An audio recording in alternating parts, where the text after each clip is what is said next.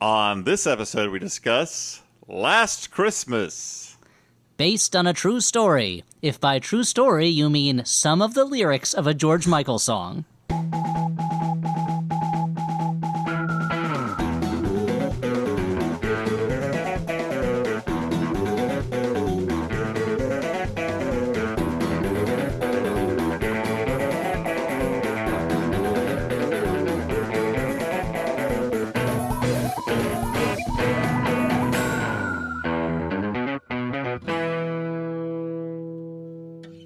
Hey everyone, and welcome to the Flophouse. I'm Dan McCoy.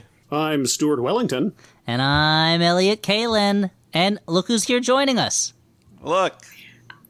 Hi, I'm Hallie Hacklin. That's right, everybody. It's you know her from The Daily Show. You may know her from White Snacks Problem Areas. You may know her for being my office mate for 4 years. Or you probably know her best as the star of the Flophouse, Hallie Hagland. Oh, wow. Yeah, it looks like a bunch of people paid to have digital fans entered into the background to celebrate. I like that, Hallie, you are such a popular guest that we don't even introduce you. We let you introduce yourself. Mm-hmm. All right. Well, me too. Now, Hallie, Yeah. you know, it's no secret that you've had a problem with some of the other movies sometimes that we've made you watch for the podcast. Not so much the horror movies, but a lot of the more fantasy oriented sort of the bullshit. For those who can't watch, movies, Hallie was giving a thumbs down. That was a thumbs down movement from Hallie. So, They were just boring. Yeah. That's the problem. It's like they weren't even fun bad. They were just long and boring. Well, Yeah. which movies did we watch with? Did we have with you before? I've forgotten. Do you remember? one of them was The Dark Something Tower. about Oh, was right. that? Yeah, Dark that Tower. was definitely the worst. Yeah. That was where the upside down world, right? That's a different Oh, yeah, one. we did that one. That It was was called called Upside Upside Down, Down. I think. That was called, yeah. Dark Tower is the one where that's a Matthew different McConaughey was like, in my world, we don't have chicken. Oh yeah. Mm-hmm. Yeah, Yeah, that no. was bad too. No, I think Oh, it's- didn't we do? Actually, I don't even remember that one. Didn't we do one of the 50 Shades movies? Yeah. Yeah, no, I feel like my favorite of the ones we watched was the Zac Efron one. Oh, yeah. That was the one where I wasn't on the episode, so that makes sense. That makes sense. Yeah. No, She had a great time. that It was makes so no fun. sense. It was so fun. I mean, No. I What a like, great I time like we all had super together. hot guys like Zac Efron, too. I don't know why I wouldn't be included. Now, Yeah. listeners may not know, this is the first time we've had Hallie on the show since she moved to my hometown, Los Angeles. And let me just tell you, I was so excited when Hallie moved out there, and I was like, this is going to be great. We're going to hang out all the time. And then some dumb germ had to come in and ruin those plans. So, I mean, Elliot, you are literally the only people that we ever socialized with in Los Angeles. because you came over, you had moved in, what, like a couple days before or a week before when you came over? Yeah, I think we had dinner at your house maybe a week after we moved in, and then LA shut down 2 weeks after we moved in. Terrible. Well, you know what? It's just too bad our friendship is over now, and when we'll never Wow. have What do you dinner guys? again. What do you guys do for dinner? Yeah. Let's have a Yeah, Ellie, rundown. what's Do you have a going on? menu? Or? What do you guys do for dinner with Elliot and Danielle? Danielle cooked a lovely feast. She cooked kebabs, I believe. Yeah, it was With a garlicky hummus. the hummus Wow. was very garlicky. It was like it was a little too vinegary or garlicky, but you could wow. only have a little bit of it before your tongue jumped out of your know. mouth and said, "No more, please," and ran away. Yeah, I think you're yeah, speaking my that language. ruined your. That ruined the game of spin the bottle that was supposed to finish the meal. Well, it was gonna. That we were about to play with our 3 children. It was going to be one of those. We were like, we live in La La Land now. Time to put the kids to bed in one room. Don't lock the door so that they can walk out and find us playing kind of creepy, weird adult games that we're finding uncomfortable too, so that they can Yeah. write about it in their memoirs about growing up in that crazy Hollywood culture. But the garlic, it really put a damper on it. Elliot just has like an empty goldfish bowl at the entrance to his house where you just drop your keys when you go in.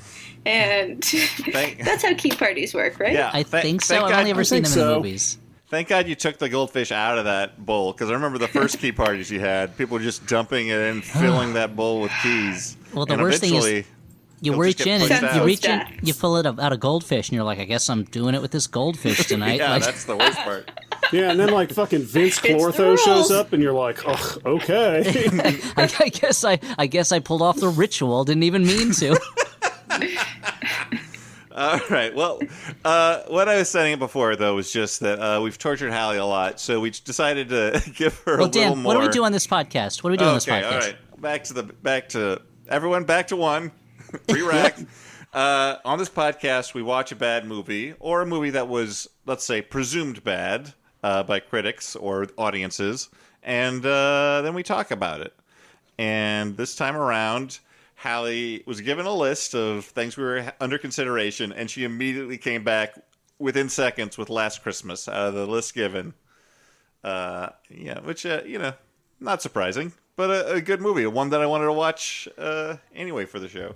So not total freedom. I was given a list. That's true. It wasn't. You weren't pick your given total wildest- freedom. Da da da da da. Freedom. Da da da da da. Freedom. So That's yeah, a George Dan, why Michael don't you song. take those lies and make them truths? You know what I learned from this movie, guys? I'm jumping ahead. What's that? I never really listened to the lyrics to George Michael songs before, so I didn't realize that they're all super depressing.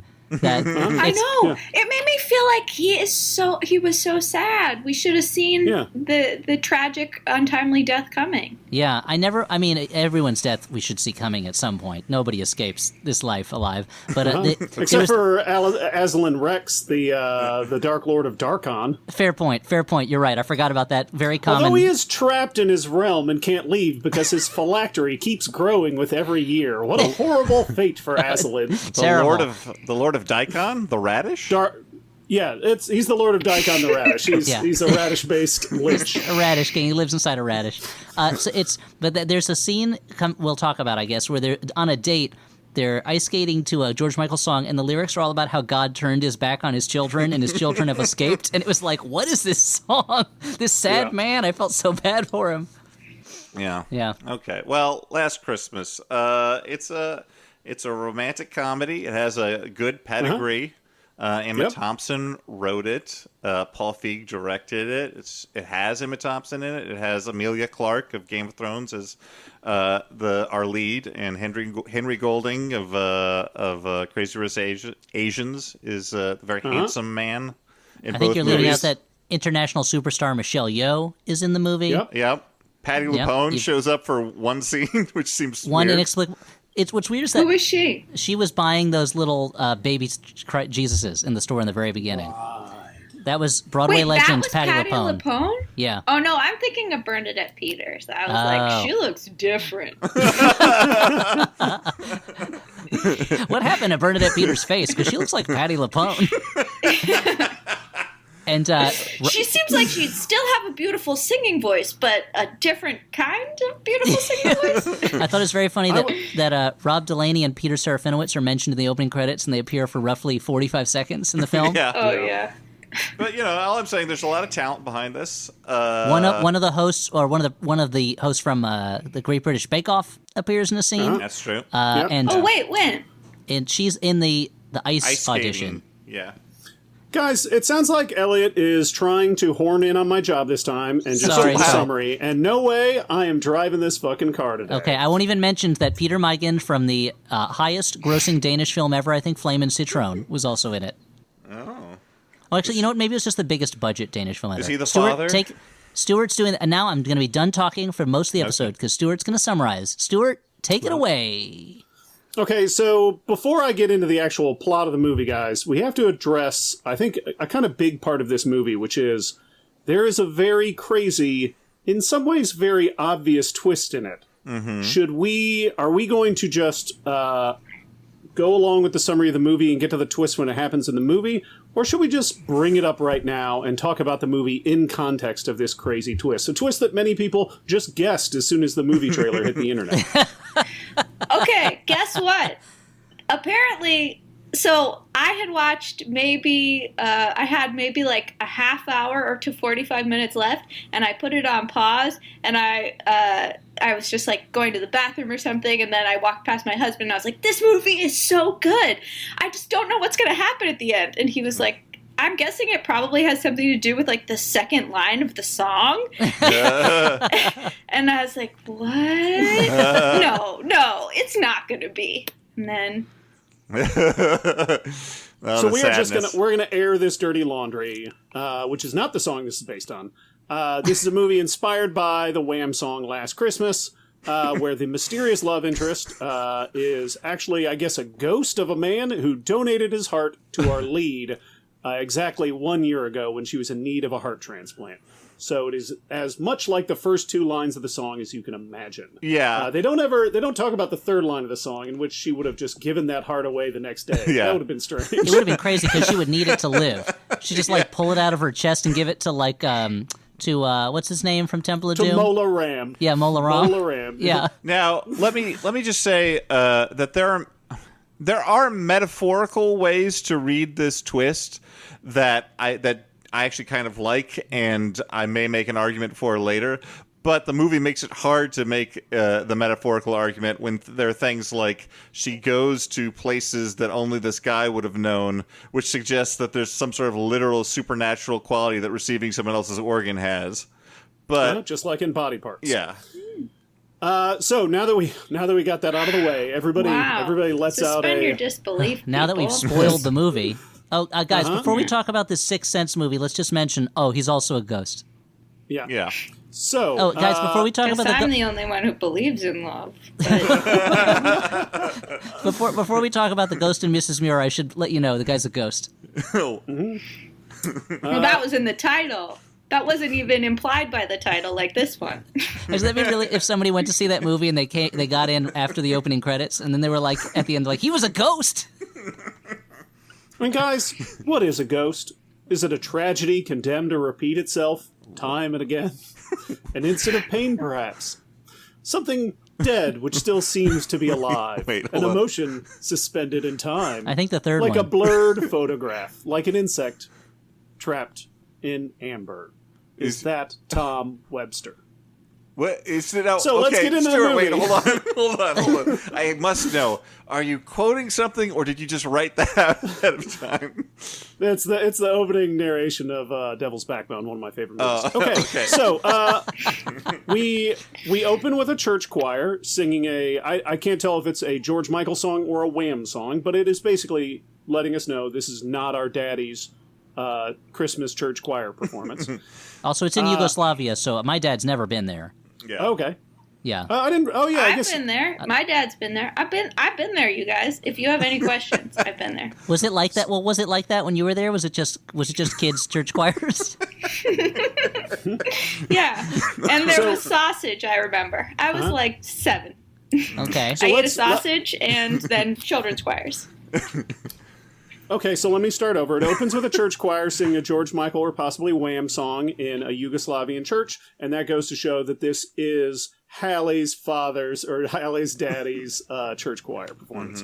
And Now, we I are would just introduced mention to- Stuart was accurate with me. It was not my dad's church choir performance. Being Jewish, he didn't go to church, wasn't in a choir, and again, as stated, has never been to Yugoslavia. Okay. I just want to clarify in case there's any confusion. My dad is actually in a choir, and it is nothing like this. So the way that statement was phrased, there might be some confusion. I don't want anyone to confuse it with the Colorado Chamber Choir. So Stuart should have said, this is in some ways like Hallie's daddy's church Yep. choir. Yeah. Yep.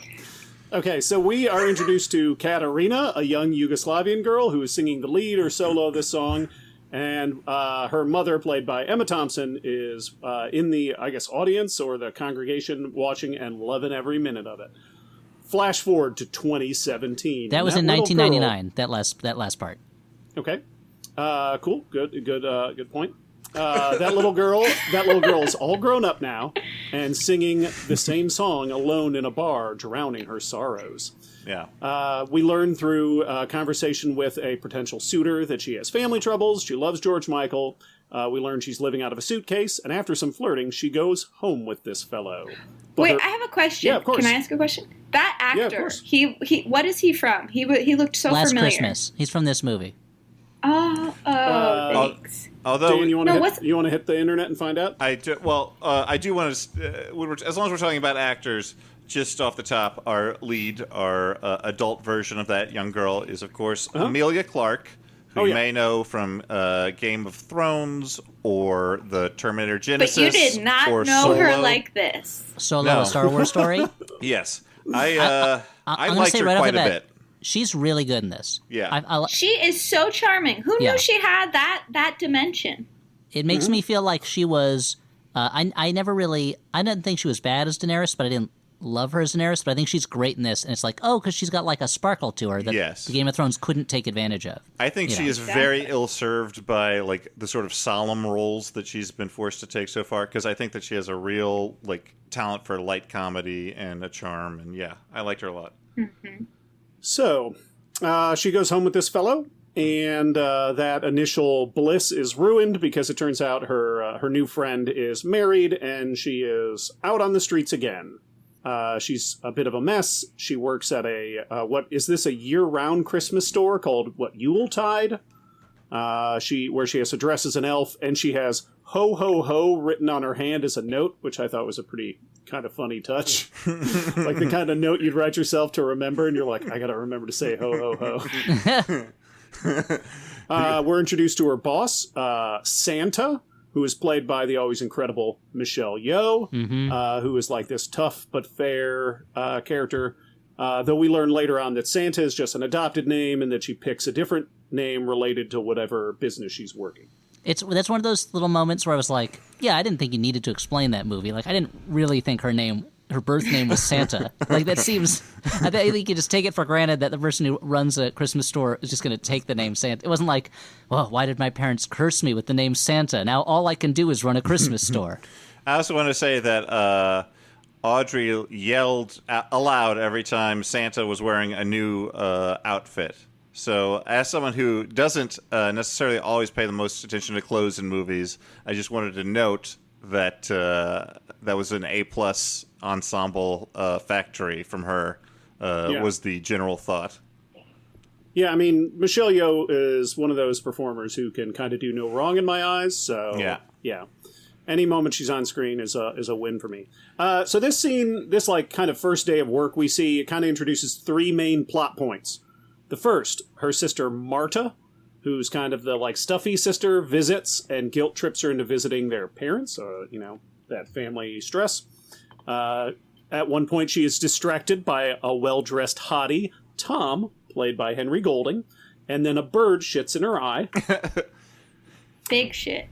And I want to say that both for reasons that will become clear later in the movie, obviously, when the twist arrives, but also like just because of Henry Golding's general demeanor, it is kind of baffling the degree to which she seems off-put by him. She continually talks about how weird he is when he is a perfectly normal-looking man and handsome and polite and quiet. Like he's not doing anything for her like giant reaction, I guess, is what I'm saying. Like, I think that we're supposed to take from it that she is so used to kind of losers and bad boys that someone who is nice is taken as weird. But also, like, he is kind of weird. He's one of those guys who's like, let me show you all my favorite hidden corners of the city. No, he does get a little weird. Another tour date. I would also say, I think it had to do with her embarrassment by getting pooped on a bird in front of him. Because if you remember, when she first saw him, she was like dusting the little Christmas ornaments and looked through the window and was like, me likey. And then she went outside, got pooped on a bird, and then after that, she was like, you're so weird, get away from me. And I was like, you liked him. The weird thing is, to me, he gets weirder and weirder throughout the movie as his interest in her clearly gets less and less romantic and more therapeutic as the movie goes on. That was to the what point where I was like, so you got to be a ghost, because why else are you? I don't understand why you're looking for this relationship right now. I mean, Stop describing all my relationships, Elliot. I know, Stuart, you're really into wounded birds that you can pick up and heal and put them back in their nest. Well, I mean, this character is like a manic pixie dream guy in that, like, he is literally just showing up to improve our main character's life for reasons that Let me just make ask, more sense. Were you guys offended by that? Oh, not as men? To see men portrayed that way on screen. I was like, finally, someone's telling my story. I don't know. I knew that he was a manifestation of her psyche, so it didn't really bother me that much. But I will say that I was kind of relieved that I knew that he was a manifestation of her psyche, because I was like, well, if he's a real man, like, this would not be a healthy relationship between the two of them over time. Like, not at all. He would just be like a font of wisdom, like, for her, and that would all be all of it, and like she would grow dependent on it. Like, it would not be a good thing. It Or only because works he helped as her through therapy. that, or because he helped her through that trauma, she would always associate him with that trauma, and then that would poison their relationship. Yeah. Yeah, the relationship we built on a feeling of obligation. You helped me through this hard time, so now I guess I have to be with you. It's kind of like Zazie Beetz in Joker, where as I was watching it, I was like, this character better be a figment of his imagination, because if not, her actions make no sense as human behavior. You know, it's like that she was interested in him at all. Yes, exactly. Yeah. This crazy weirdo who has a body like Christian Bale in The Machinist. Yeah, definitely. It's all sharp corners on that guy. So, and then, so of course, as I said, we have our little meet cute. She meets Tom, who, again, I can't stress this enough, is a ghost. And then the last I didn't know. If you watch it and you didn't know, I'm not saying that it's obvious, like, while she's talking to him, her hand passes through his fucking ectoplasm or some shit. You know what it's... She reached out to embrace him and fell on the street. Yeah, the part where That's the not part bird where shit, it's ectoplasm.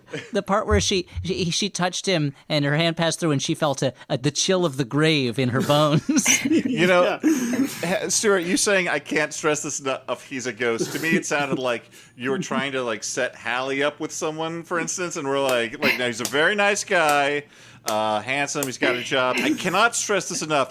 He is a ghost. Like, you will not be with him long term. He will be called to the other side. Anyway, sorry. I will say, if he was not a ghost, it does risk falling into the stereotype of the kind of like sexless Asian man, which him being a ghost who doesn't exist and is just her heart telling her to be a better person makes a little bit okay, but you know. But she was into him, so I think it avoids that. She was attracted to him. That's true, but he was very like, it was one of those things where she's like, come sleep with me, and he's like, no, I can't. We barely know each other. And it's like, all right, that was one of the moments where I was like, this dude better be a ghost. Like, do you guys know what this means? What's that? It means I finally saw a ghost. Oh, Hallie, we did it. It's a Christmas miracle. Literally. Hallie just did like a little ta-da motion. Okay, and then the last plot point we deal with on that first day of work is we find out that Santa has a mysterious relationship with a distinguished-looking Colin Firth German-type guy. Danish. And Danish, sure. And at some point, eventually she helps, a couple scenes later, she's going to help Santa get that date with that fella. Colin Firth is way hotter than that guy. I think that's... Oh, okay.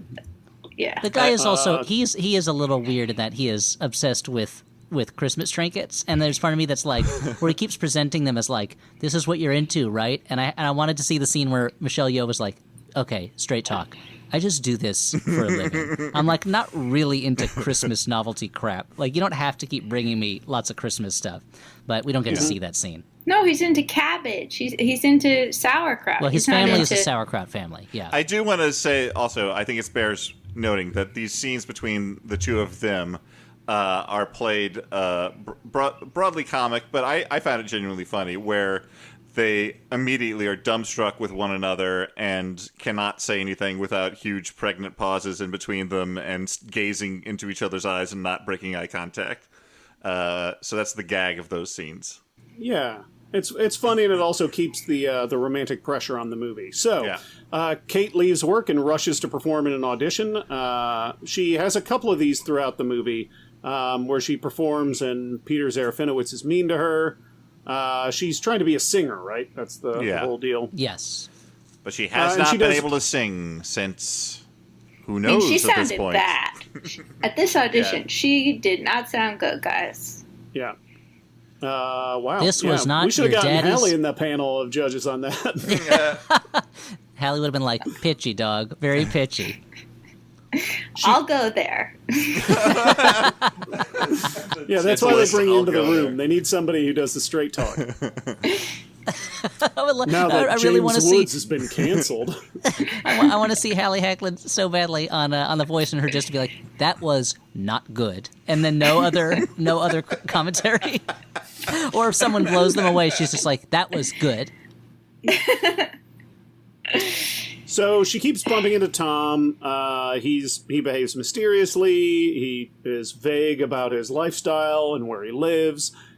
He describes his own behavior as kind of serial killery, which I guess is meant to hang a lantern on it.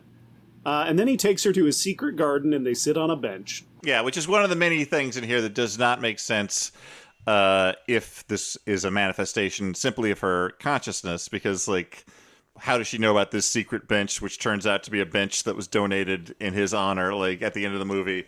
You know, unless the heart inside her, the organ, still has some sort of sentience. Yeah. Now it's possible she fell asleep while watching a show called like London's Hidden Secrets, and then just absorbed it subconsciously. But I think it was that a ghost took her there. Hallie, what do you think? Yeah, I don't understand, Dan, why you're so committed to this being a manifestation of her like emotional needs when you make us watch all these fucking stupid movies that are all fantastical about like other dimensions. Like, can't it just be a supernatural intervention? Well, Great show. because Supernatural I guess because I don't like that as much. Like, that's that sort of buys into this notion that, you know, there is going to be some sort of intervention in your life, and that's what you need to change. Whereas I think you can read this movie metaphorically, if not literally, as like this is her helping herself because that person is not actually there. And I find the movie more interesting as a light comedy drama about like figuring out how to come through depression and trauma than like a romantic comedy where, you know, like the guy's just an angel or something, you know. I mean, he's not one. He's a ghost. Two. I'm saying that type of movie. I'm curious, Dan. Do you feel it is less sophisticated as a story if it literally has a literal ghost than if it is a metaphorical ghost who just represents her inner thoughts and feelings? No, what I'm saying, I'm fine with it being a ghost story where the ghost is a metaphor for that. If it's a reading where it's like just supernatural intervention, like that I don't care for. Well, can it be both? Can it literally be supernatural intervention, but you, the viewer, are taking it as a metaphor for your own life? Since if you watch the movie and you're like, oh, well, I better wait for a ghost to tell me what to do, that would be not a reasonable reaction to a Elliot, movie. we're saying exactly the same thing. I'm saying Well, that but I think we're... No, hold on. I'm saying that I can take it both supernaturally and as a metaphor. I can take it as that way. But if someone simply takes it as supernatural, I do not like that. So you're saying for a smart person like you, who can read it at both levels, it's a good movie, but for a dum-dum who's like, ghosts, okay, I thought they were scary, but now I know they're good and they'll help me with my problems. I don't know why you think it's bad for them. I don't know why for you the gotta dum-dums. like bring out your poison pen for the takedown on this one. No, I think you're splitting a hair that you might not need to be splitting. Well, I mean, it's the hair that I need to split in my own mind. Like, you're telling me I Okay, don't need that's to fair. split it. Like, I got. That's a mind hair. I got to split things sometimes. As long as you know you're splitting for yourself. Everybody's got to So split. we're talking about Gotta splitting. split. Now that we're talking about splitting, let's talk about how Kate splits hanging out with Tom and goes to live with her, goes to stay with some friends. But her, like, quirky, selfish bullshit just keeps ruining her relationships. She destroys this poor guy's fucking model collection, and that is a bridge too far for me. Was that when you and- turned on Kate when you saw that she ruined not one but two of his craft projects? Exactly, yeah. What I did was I turned to my cat Meatball, who's been knocking my stuff off my shelves, and I said, "That's you. You're that. You're horrible." So at this point, this became a horror story for you because you're like, okay, it's a ghost and a demon woman teaming up together to wreak God knows what havoc on crafts across London. Yeah. Now, I don't know if you guys noticed, there's a little story within a story where, so she's staying with her pregnant friend and her friend's husband. And one thing I will give this movie credit for is that this is maybe the most multi-ethnic cast in a London set movie that I've seen in maybe ever. And I really liked that they were taking advantage of the fact that London is a diverse city. But that she ruins they flashback, her friend is pregnant, and they flashback to 9 months ago when she ruined her friend's husband's model ship. And I think the assumption is that he was so distraught that her friend had to have sex with him to make him, to like take his mind off of it, and got pregnant, and now they're going to have the baby. So that baby owes its life to Kate ruining that model ship, and that's a trade-off I'm willing to make. People over ships, that's what I say. People over hobbies, you know? I don't know if I agree with that, but that's fine. We can be different. Seeing as I'm a parent and now have no hobbies, it really is people over hobbies in my life. So, now... I think parenting is a hobby. It's the toughest hobby you'll ever love. You're like, and I can pick it up and put it down whenever I feel like. My career is, of course, I've been wine working drinking. on this child for at least a year, and he's still not done. One of these days. Yeah, I mean, until you start making money off being a parent, you're still an amateur. But it also raised a question. So, Stuart, if your models got destroyed, would human intimacy make up for that, or would you be like, no, get away from me? This doesn't do the same thing. Yeah, that's basically, I think that's kind of the plot of the 40-Year-Old Virgin, right? Mm-hmm. Okay, so she returns to work, but it appears that somebody has broken into Yuletide, the Xmas store that she works at. That's me reading my notes directly, because I wrote Xmas down. Fine. And so Santa is talking to the police, and after the police leave, Santa reveals that she had to fake the break-in Kate had forgotten to lock up, and that she made Santa commit a crime to cover for her. Mm-hmm. So she really let Santa down on that one. I mean, the real Santa commits, hundreds of thousands of crimes every year. Just so much breaking and entering. Trespassing, hate crimes, lots of stuff, yeah. Yeah. He's kind of broken a window now and then. They've got to assume that there's a chimney that's too narrow, and he's like, they'll love these toys. I'll just smash this window and get in. And then he's like, ooh, look at this jewelry and this computer. They shouldn't have left that lying around. I'll just put that into Santa's little sack, and you know what? I'll keep the toys, too.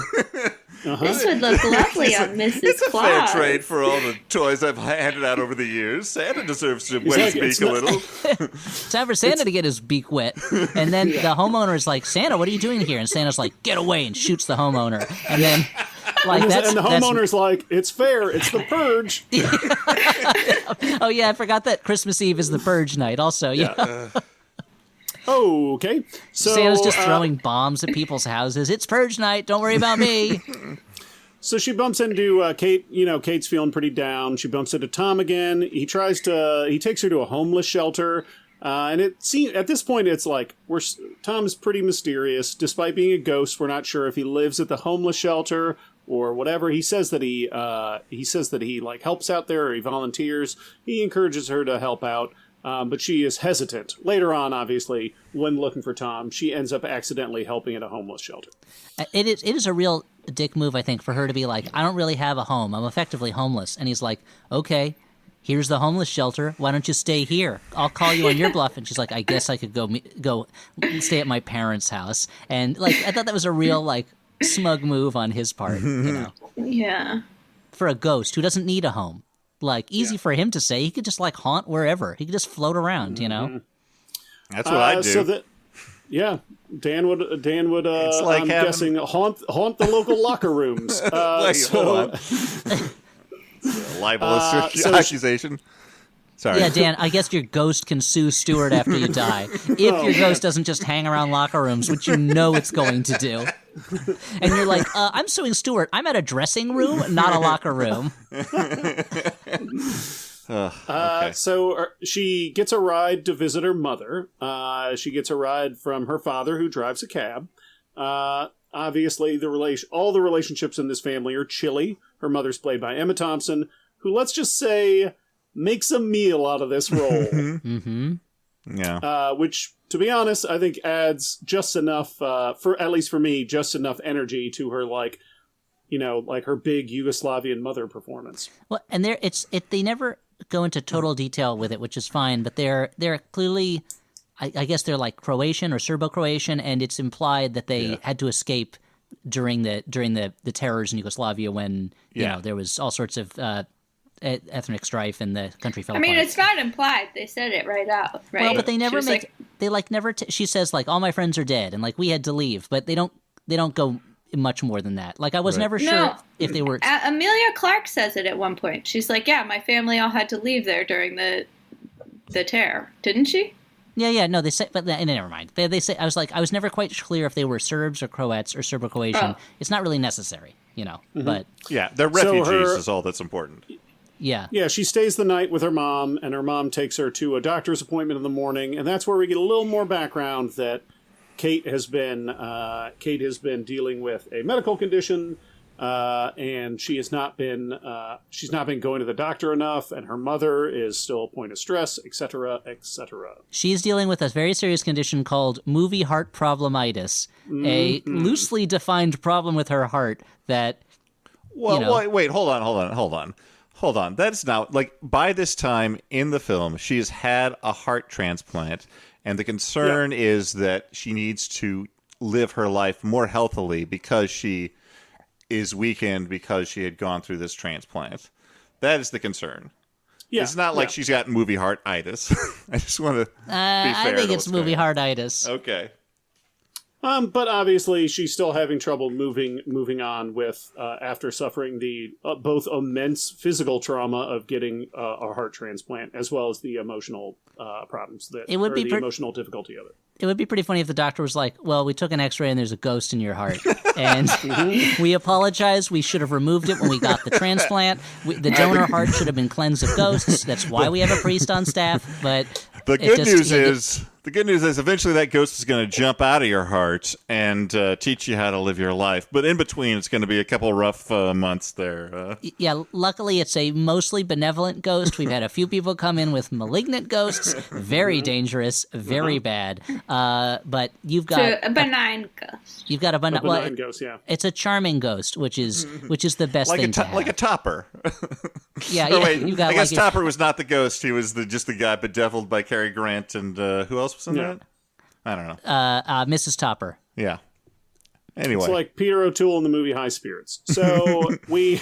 not the rock and roll band High Spirits, which is a different thing. So, when Peter O'Toole was with them. Sorry. So Kate goes on further adventures with Tom. He takes her to a skating rink, and she skates around. She goes to a family dinner where everybody's mad at each other, and then Kate fucking outs her sister to her parents, which is kind of wild. Like that, I feel like that strays into unforgivable territory. I don't know about you guys. This is where the movie was kind of like, should we try to be Fleabag for a couple minutes? We're close enough. No, this is too much. Not Fleabagging. Get out of here. Enough. Like it is. It's pretty intense for her to do. But her parents either are pretending or kind of don't seem to pick up too strongly on it. So that scene could have gone a lot more dramatic. And Emma Thompson does a lot of... They seem pretty cool with it. Yeah, actually, I mean they do seem almost instantly pretty cool with it, Yeah. Yeah, I mean, I feel like that is the... They backed off on some of the bad parts of that scene a little bit. Well, there's something... See, that's the thing about this movie that got to me a little bit, which is that it is very much a fluff Christmas movie about a misguided woman who gets put on her way by a ghost and falls in love with that ghost. But they keep kind of hinting at these more serious things like refugees and xenophobia in Britain or homophobia among like older people, but then they don't. This is going to be a light movie, so they kind of don't want to get too deep into those things. So they just kind of throw them in there for a moment and then back off, and it left me feeling a little confused. Well, it also, I mean, with the lesbian plot in particular, which I can spoil ahead, like. There's all this concern over it, and then we skip ahead at the end of the movie, and we see them all together, and like the mom is complimenting the girlfriend and all this stuff, and it does feel like there was a scene missing. Like, I don't think that the parents had to be like angry at her, or I mean, like, they could be like, we are very traditional people, but we love you, as is, we hope the case out there might happen for people like that, but that scene is missing. Yeah. I guess we have to assume it happens during the Yeah. many scenes of her setting up that talent show at the end. Yeah. Yeah. Yeah, it was originally intended to be in the background while the talent show auditions were happening. So, Kate is despondent after her terrible family dinner experience. She goes out drinking. She bumps into Tom again. He takes her to his apartment, and Kate has a kind of a breakdown, and she reveals that a year ago, she'd had a heart transplant, and how she's having trouble moving on with her life. Yeah. That, And I don't know if there's anything else. I mean, and they don't sleep together. Or No, anything. he's very gentle and is like But he gives her a kiss. Oh yeah. after her request, he gives her a chaste kiss on the lips. But there's a lot of like therapy talk here, where he's like just living is hard. We have to be easier with ourselves about just getting through the day. And it was like, all right, now he's moving into like self-help book he territory. he passed like the dream of the supportive partner to like all the way on to like ghost therapist, and like even to the degree that he's like you're going through trauma right now, like all you need Yeah. is to sleep. But I did think it was interesting that I thought that this movie and like this scene in particular investigated the idea. I mean, I feel like whenever like transplant is used as a plot point in any sort of like a story, it's like the end point. And it's usually just not examined like this of like, yeah, even if everything goes right, Yeah. it's going to feel really fucking weird when you get a transplant and you have this thing in your body and like you don't know what that means for your future. Something broke and you don't know if it's going to be fixed in the long run. And I don't know, I thought that was like something that I hadn't really thought about when I think about like people getting transplants. I agree with that too. Like that was maybe my favorite stuff in the movie, just the fact that like she had this close call that most people would think, okay, you would just feel blessed about that, but it creates such, like PTSD and all this other stuff that like I liked that the movie was about that and about getting through it. Mm-hmm. And in a way, I think on some level it justifies the parallel between the idea of like refugees and transplants in that way. So I just want to mention we mentioned the phrase ghost therapist. There's the movie pitch. It's a comedy. Just because he's dead doesn't mean his patients don't still need him. And the ghost comes back, and I can see the scene in the trailer where a patient gets really mad and picks up like something like a stapler from his desk and throws it through him, and it hits the wall, and then he goes, "Are we done?" And that's when it goes to it says ghost therapist. I feel like after the events of this movie, she needs to just keep Tom's ghost around to have her like set up an inspirational Instagram account or something. Yeah. Something with a lot of different fonts. Let's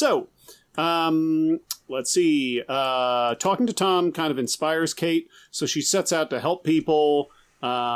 She starts singing carols in the street, and then that kind of right in front of the homeless shelter, and then they bring her into the shelter, and she starts organizing it's like a Christmas talent show, right? Or like a Christmas pageant. It's like a fundraiser talent show where people with money will pay to see the homeless cavort in front of them for their amusement. There's a little bit of a thing here that bugged me where earlier in the movie she tells her boss, she's like, I don't think I'm going to do auditions anymore. They're not good for me. And Michelle Yeoh is like, good, I'm glad you came to that. And she's like, now it's time to make the homeless audition. Because like, is she really going to turn down any of these people and not let them be in the talent show? Like, how cruel would that be? Like, Yeah. No, they got to sing for their supper, Elliot. So then she bumps into Tom again. She's ready to make a full commitment, but Tom has a secret. So they get in a fight, and she runs off. No, I just like the secret thing. Just reminded me, like while I was watching it, I like there's the scene later on where he where she's figured it out, and then he shows up again later, and I just imagine him being like, Ooh, so I'm sorry about keeping it secret that I'm a ghost. Like, I really should have, that's on me. Like, I really... Yeah, or they she bumps into him later and he's like, I'm sorry, but I'm married. I'm a married ghost. I'm married to another ghost. And then a lady ghost comes by. Yeah, who's this, Tom? But he just hands her... He's like, no, not her. Him. I'm also gay. I should have mentioned I'm gay and a ghost and I'm married. Did I not? And also, I'm secretly a millionaire. But I did it. And he hands her a card that says "I'm sorry." It shows like a bashful ghost. It says "I'm sorry," and then you open it, it says that I'm a ghost. Yeah, it says I made a boo boo. I made a boo. It says I really put the boo in boo boo. Yeah. Cool. So, meanwhile, when Kate is visiting her mom, Petra, her mother, sees like the news and sees anti-immigrant demonstrations on the news. And then later on, Kate is riding a bus and there's some racist dickhead shouting at people, telling people to leave the country. And Kate is inspired to step up and like form a bond with a couple that is speaking Yugoslavian. I think they're speaking Serbo-Croat. Or it's like Yugoslavian. Like, I mean, Yugoslavia as a nation was the conglomeration of a number of different territories that were majority of different ethnic groups. So, but she also, this is a moment where she embraces her heritage. As the whole movie, she's been rejecting the name Katerina in favor of Kate because her favorite movie, Kate and Leopold. She could have named herself Leopold, but for whatever reason, she decided not to. Wasn't that about ghosts too? That was about time travel, right? Yeah, he was Hugh Jackman was a man out of time. He was a noble from the past, where everything was better. Everything, the gentleman back in the past. That's Everyone not a ghost? was so nice to women back in the past. What is a ghost? Is a ghost a tragedy condemned to repeat itself time and again? We laughed An ourselves instant of pain, again. perhaps. Something dead, which still seems to be alive. An emotion suspended in time, like a blurred photograph. Like an insect trapped in amber. Yeah. So, Stuart, Kate- I like how it feels like we're like your tool set, and you're like peeking us. You're like finding us on the shelf in the video display that we have. yeah. You're talking about the storage locker that I have to record the podcast in. It does, for anyone who's trying to imagine it, it's like in the movies when there's a camera shot from inside a refrigerator when someone opens up a refrigerator. Like, that's what it looks like while we're looking at Stu. Yeah. Like, we're the ketchup, and he's just looking into the fridge. I'm like, why is there all this fucking Sunny D? I just want my purple stuff. So, or like, maybe like an old jar of like pickled cabbage will start talking to me, and it's a commercial for cleaning your refrigerator. So is that, Kate wait, goes that's around- the thing that, they have commercials for that? Like, from the Yeah. Clean Fridge Council. Clean your Yeah, refrigerator, won't you? Like, there's a refrigerator, and he's like, oh, I'm so full of dirt. I don't feel so good. Why don't you Yep. clean your fridge? Give your Yeah. fridge a fridge cleaning day. Brought to you why by are the you Clean putting Fridge Council. dirt in a fridge. I mean, it doesn't need to be cold. It's shelf stable, Elliot. Oh, why are people putting cold dirt in me? So, like, So, somebody's like, I'm going on vacation. I better put this flower pot in the fridge so the flower stays fresh. So Kate starts to, it's like when people put batteries in the freezer. You're like, what, do you want to make a remote control cold? Are you supposed to put batteries in the freezer? I think so, yeah. Also, the it could fridge. be a commercial for those the refrigerators that are connected to the internet, because isn't their job to tell you if something's bad or not? They Why do you like need the- survey everything. Why do you need the internet for that? Because I don't know, You wanna- but that's the point of them. You want to see if your fruit is bad from a distance. Yeah, so you can check on your phone. because Yeah. they're in the bad food chat room. You do. Take a look at these hot pics. Yeah, I don't want my refrigerator attached to the internet, and suddenly there's just a bunch of porn in the refrigerator. I don't need that. I like my porn hot, not cold. All these pop-ups. I'm just trying. You're like pushing pop-up windows out of the way to get to the eggs. You're like, oh, come on. So Kate starts to try and make amends. She attempts to repair the bond with her sister. It goes okay. She spends time with her mom and goes to a farmer's market. She goes and starts apologizing to all the friends that she is disappointed. I think this scene is set to like freedom or something, right? Yeah, I think so. I did like the implication that her relationship with her mom was not so bad that it couldn't be fixed by one afternoon at a farmer's market. Yeah. When they took shots together. Yeah, I mean, to be fair, her mom seems like a little overbearing, but not that. I mean, pretty normal mom, like not that different than. It's like the kind of person where you have to be like, Mom, but it wasn't like there was no reason to leave the house. But also, at the end of the movie, Mom and Dad, who have not talked basically for years, seem like happy together, or at least like very friendly. They've accepted the daughter, like everyone's happy, and the implication is the one problem in this family was our lead, like that our lead somehow dragged down the entire family until she became better. That can happen. I have had friends where their family is destroyed by a sibling who's just like such a hard person to deal with. But every now and then, a ghost comes in, sets that family straight. So, Dan, I guess what I'm saying is this movie should be taken literally because it does happen. Okay.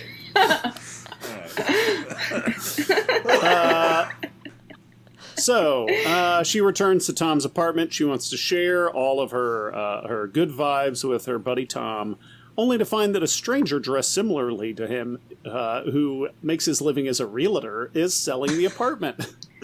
What? In one of the cupboards, she finds Tom's cell phone, and then all of a sudden, she realizes she's looking around the office. She sees all the things. She realizes she's been talking to Kaiser Soze the whole time. It hits her like a ton of bricks.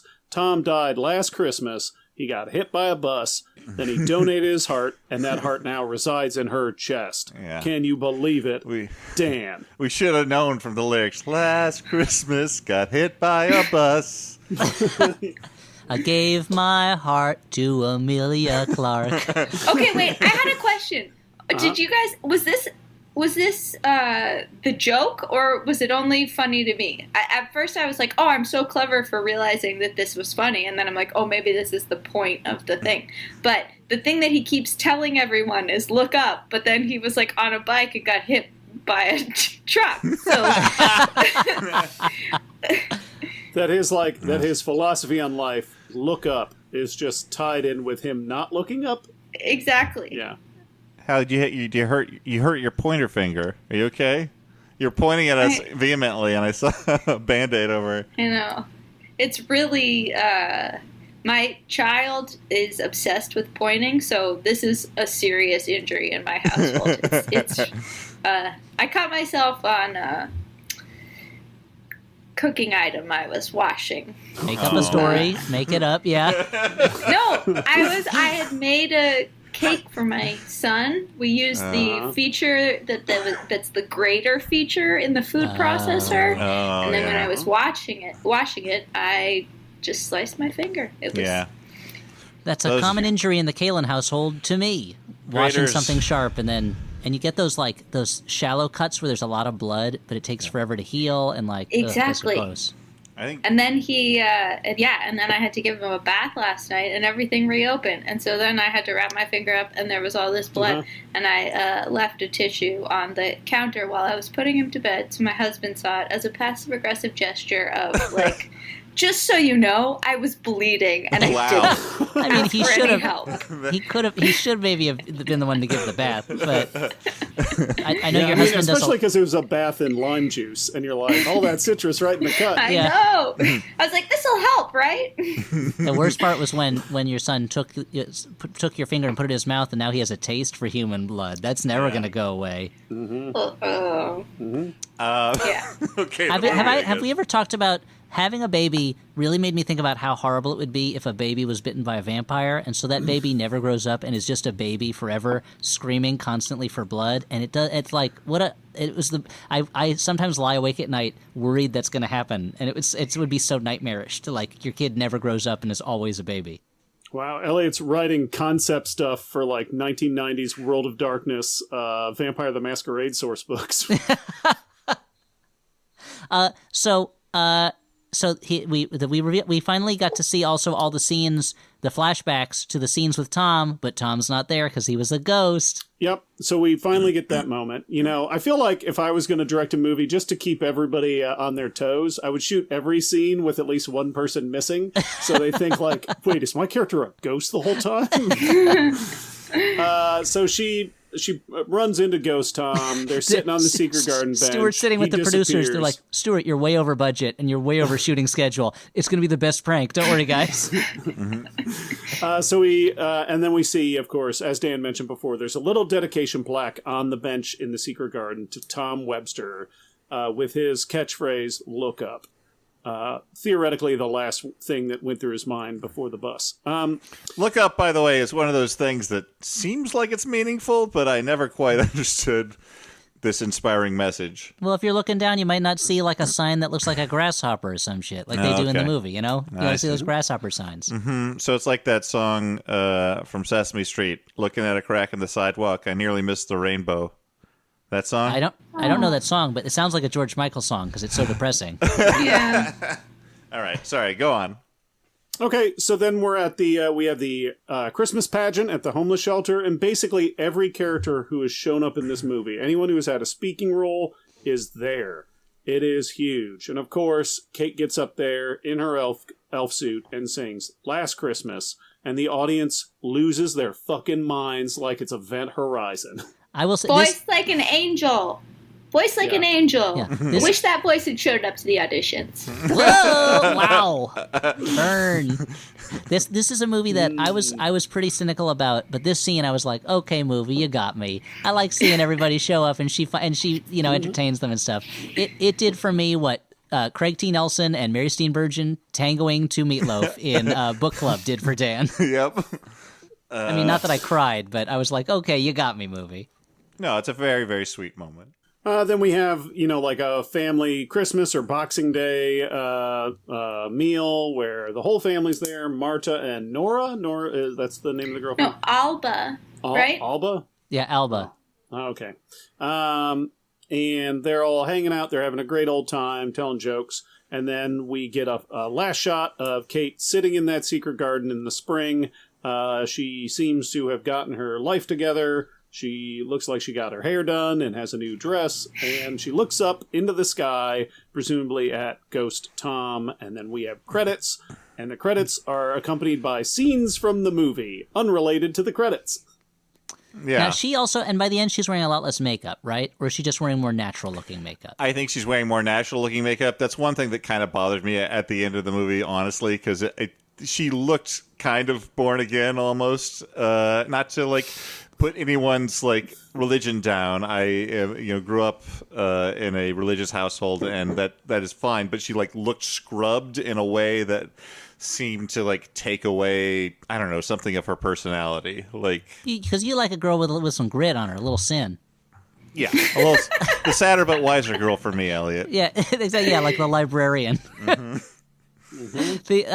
it's I think, Dan. I mean, I'm also not a. One of the things that kept me from being into this movie for most of the running time is that Christmas is not a magical time for me because it is not a holiday I take part in, and I feel like it is forced. I can't get away from it during that time. But if a ghost came and visited me, I would probably convert. I mean, that's about all the evidence. That's true. If a ghost was like, "Hey, I'm a ghost. I'm dead now. This is what the afterlife is like." I'm like, "Well, I'm not going to argue with this. Like, this is." That's the why problem would I a ghost always prank me? had in like all these like fantasy movies where I don't know, there's like demons from hell, but the like person in charge is like still struggling with their faith, and I'm like, I think you just had your worldview confirmed, dude. Like, just be cool with it all now. Yeah, you know what? Well, you got to extrapolate that to like in the Marvel movies. Why is that world not been like, okay, the Norse gods were the real ones. I guess that's the way it is. Like all this Jesus stuff was kind of a fake this whole time because I can see Thor. He's right there. He's fighting crime. I like it.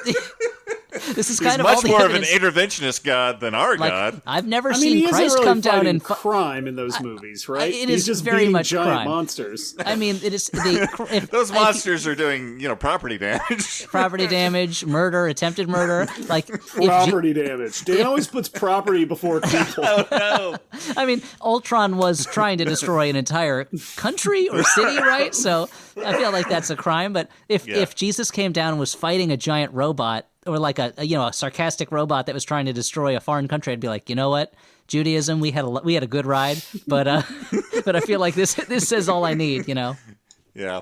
Well, anyway, I guess that's basically the end of the movie. You're not seeing Buddha go up against Thanos. That's all I'm saying, So we can do our final judgments about whether this is a good, bad movie, a bad movie, or a movie kind of liked. Guys, I gotta say, I kind of like this movie. I thought it was perfectly pleasant. I thought it was fun.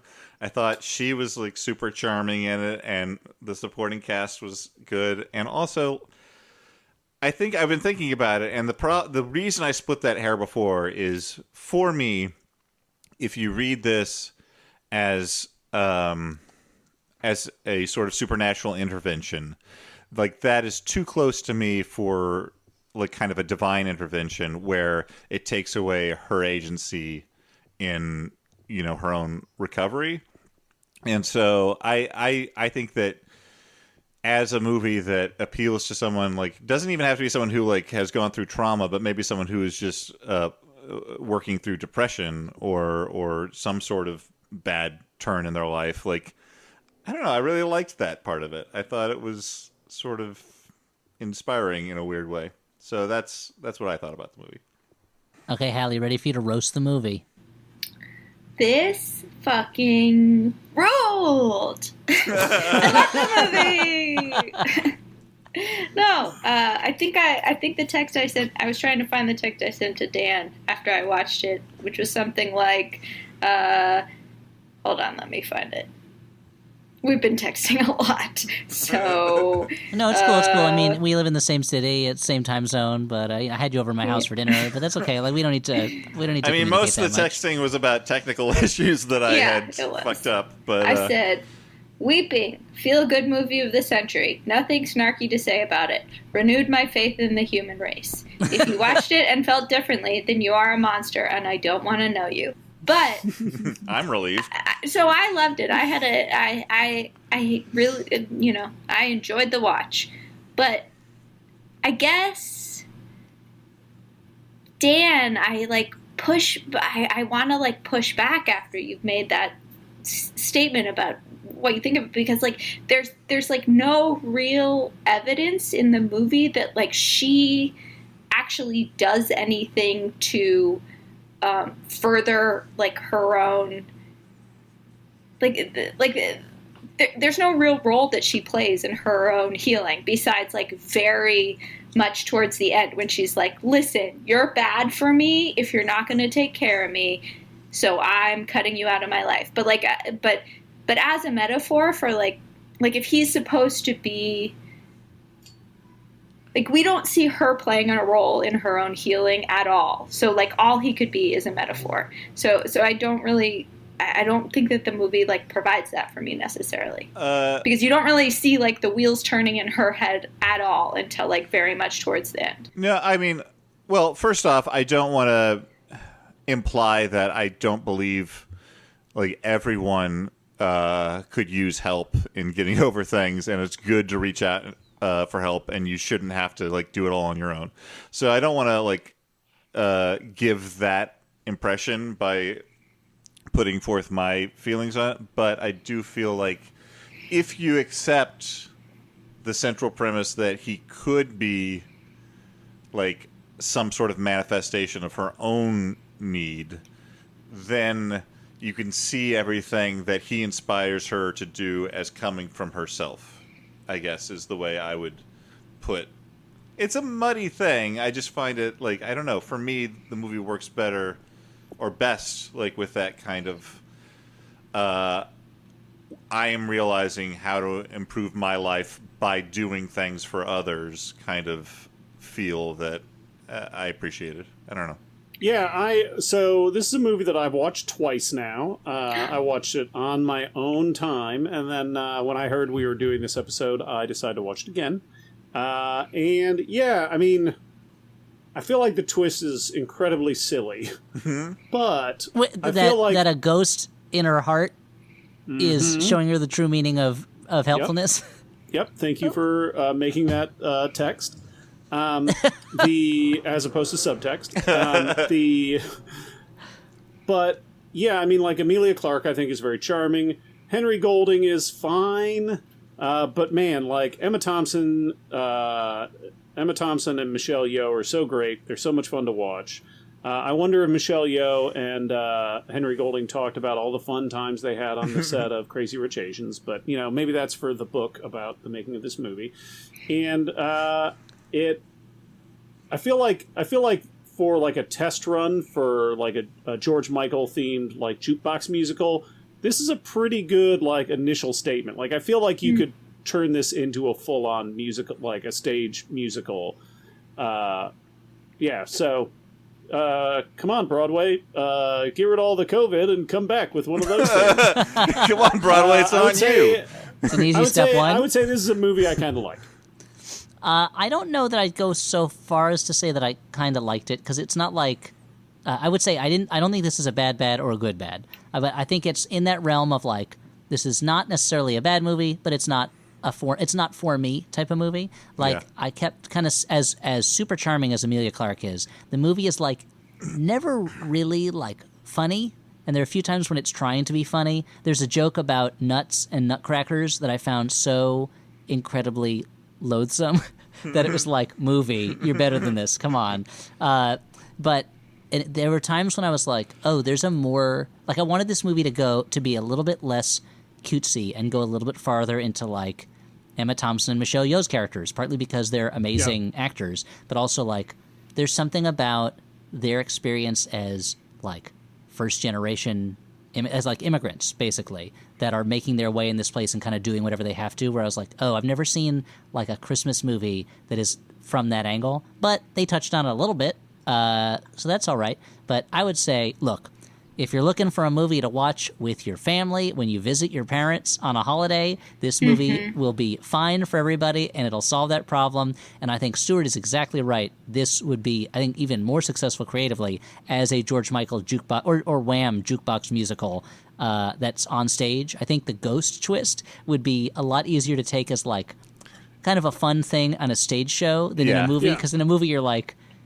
expecting more. Well, I was also like, when I was watching this with Audrey, who really enjoys it, but enjoys it more as a bad movie than I do. I think she was like, "Oh, this like twist is so dumb," and I'm like, "Yeah, it is," but I also think, sort of like what you're saying, if this was a movie from like 1938 or something, we'd accept it more because we'd be like, "Oh, okay, like I understand this context for sort of light romantic supernatural comedy," you know? Well, here's the difference. I think would be if they did it in the 30s.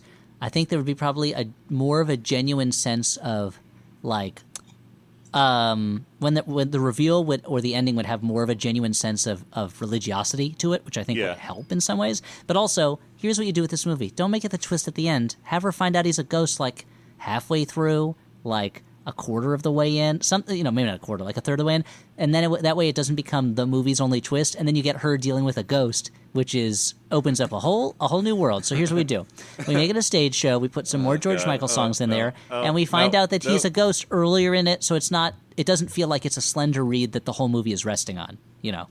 Okay. It's a little bit like if you made Memento, and at the end you were like, and by the way, he doesn't have his memory. You'd be like, wait, what? That's what I was waiting for this whole time? But when you know that going in, it's just smooth gravy. Guys, this is Elliot Kalin for Smooth Gravy. You like smooth gravy? Here's a lot of people don't realize how smooth gravy can be. And so we here at Smooth Gravy have decided to take out the worst part of gravy, the lumps, and give you just that smooth gravy liquid. But the lumps are usually the meat. Yeah, well, we just keep churning that meat till it's super smooth. We sand it down. Sanded meat is another product I've been working on. Gross. Hi,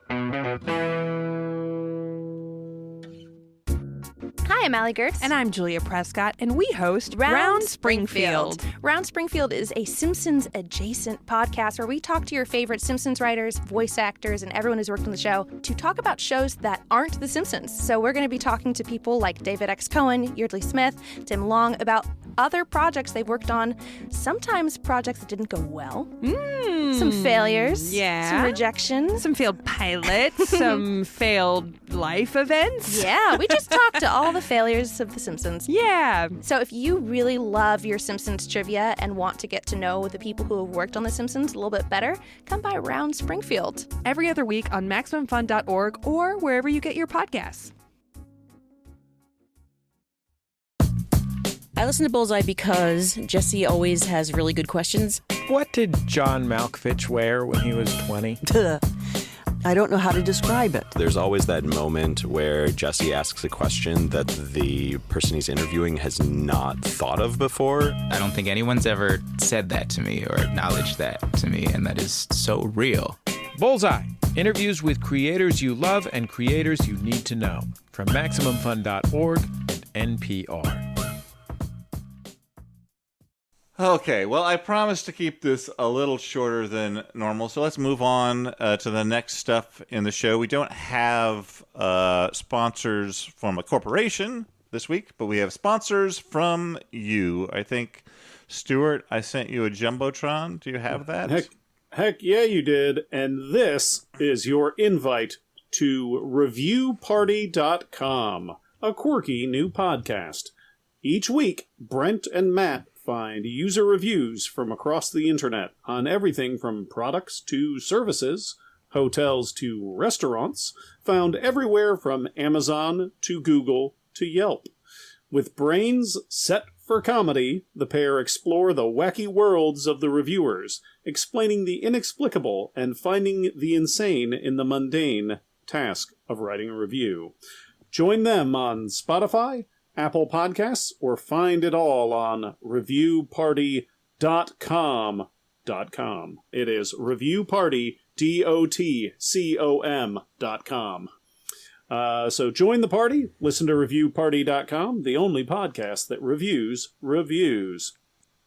There's one more thing we'd like to promote. That is, on August 15th, we'll be doing our promised, threatened, long-awaited reading of the script for The Boy Next Door. That's right, this was a reward to our Flophouse listeners for all the charitable giving they gave during our Howard the Duck live talk stream video thing for charity. We were really amazed by how many people turned out for that, how much money they donated. We were really inspired by it, so we did the only thing we could do with that inspiration, and we organized a reading of the script for The Boy Next Door starring Jennifer Lopez and other people. That's going to be Saturday, August 15th at 9 p.m. Eastern, 6 p.m. Pacific.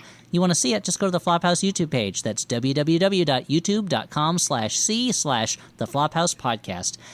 Or you can also just Google Flophouse Podcast YouTube page. I did that, and it took me to the same basic place.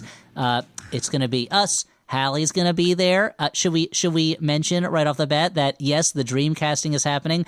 Dan McCoy will be playing the part of Jennifer Lopez, and Hallie will be playing the titular boy who creeps all over Jennifer Lopez. So if you ever wanted to see Hallie creep on Dan, this is the time to do it. She will have the immortal line, "I love your mom's cookies," as said in the movie The Boy Next Door. So again, that's August 15th, 9 p.m. Eastern, 6 p.m. Pacific, www.youtube.com/c/The Flophouse Podcast. It should be a lot of fun. Other people will be in the cast too. You'll see them at the time. Yay. That sounds good. That sounds like something to do, right, guys? To while away the hours. We're all looking for something to do. Right, nothing else to do. Hey, just get yourself, your family, the ghost that lives in your heart, pop some popcorn, and just tune you guys, in. I was thinking, what if this movie were named The Haunted Heart? I love it. Kind of gives away the twist, but... Okay. All right. Sorry for jumping past that before. Okay, guys, have you ever seen... Could I do a version of the Telltale Heart that's all little kids and it's called the Tattletale Heart? You could do that. There's no law against that, right? Nope. Let's do letters now from listeners like you who are listening. This is from Tim, last name withheld, who writes, Dear Danny Dan and the Floppy Bunch, who would win in a battle, Stu's liver, Dan's good knee, or Elliot's forearm hair? Also, after rewatching The Disaster Artist and realizing that the movie is not very good. Sorry, I realized that the movie was not very good, and Franco the Younger was a terrible casting choice for Greg Sestero, and his beard looked Nick Cage hairpiece terrible. On the other hand, he was very well cast in Jump Street.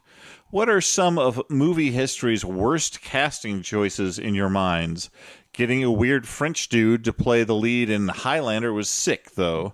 Thank you for continuing to inject joy into my sad, collapsing veins. Tim, last name withheld.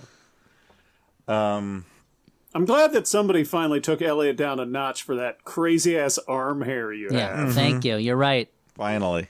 Take that. Take that, my Eastern European ancestors. How dare you? Is it the arm hair on your forearm or the arm hair that creeps out of the edges of your tank tops? Wow. You mean my armpit hair?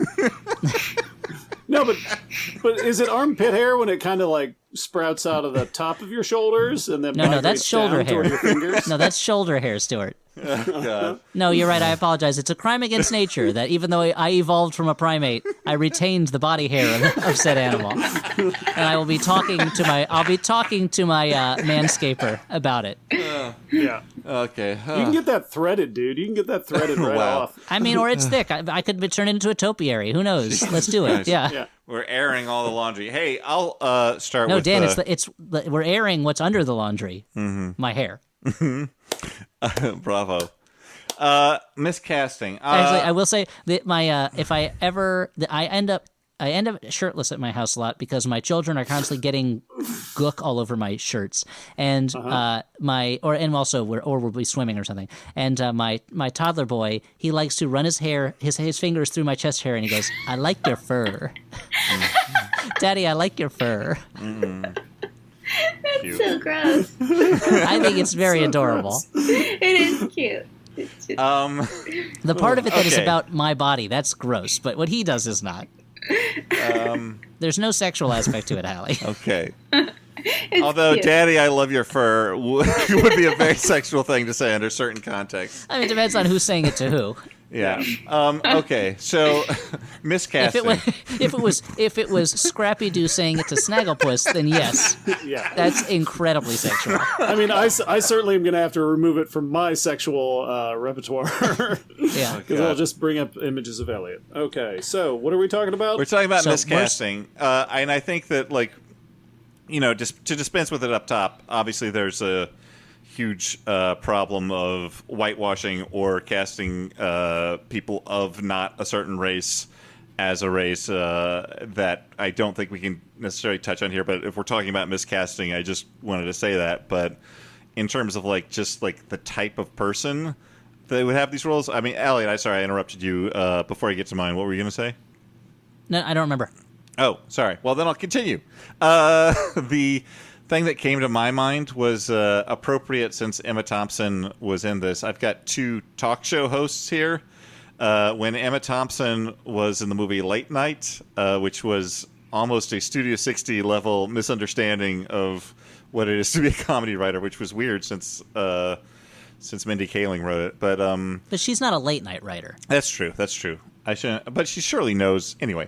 So Emma Thompson. You would be surprised. This is just speaking as someone who has recently spent a lot of time with members of the Writers Guild negotiating a contract. You'd be surprised how little anyone knows about how late night writing works. Yeah. All right. Okay. Well, fair enough. But anyway, Emma Thompson in Late Night and Robert De Niro in The Joker both fail at convincing that they come out and read monologue jokes every night and people like it. I mean, Robert De Niro in Joker is, I think, the worst performance as a talk show host I've ever seen. It's so bad. He's so totally uncharismatic, and it's one of those things where it's I can't believe they gave Pupkin his own show because he's not very good at it because it's the same character from King of Comedy, right? That's the only explanation I can think of is that he got that job in the 80s and now he's coasting like Letterman at the end of his career and he's just kind of doesn't care anymore, in which case it's the best performance I've ever seen. Anyone else have anything to say? You don't have to. Yeah, I mean, I mean, obviously, one of the great ones is Denise Richards as Christmas Jones in The Nuclear Physicist in the James Bond movie. That's great. And I don't, like recently, these are both TV shows, but there's that show Sneaky Pete where Giovanni Ribisi plays a con man, and I'm like, nothing about this guy inspires confidence in me. Like, I will not believe a word he says. He seems like he has one foot out the door the whole time. Yeah, you're playing the subtext there as text. Yeah, and then there's that show that I actually ended up liking a lot, that on HBO, Run, with Merritt Weaver and Domhnall Gleeson, where Domhnall Gleeson plays a motivational speaker, and there's nothing about him that makes me think that he can, like, that people would listen to what he has to say and follow along. I have two I'll mention.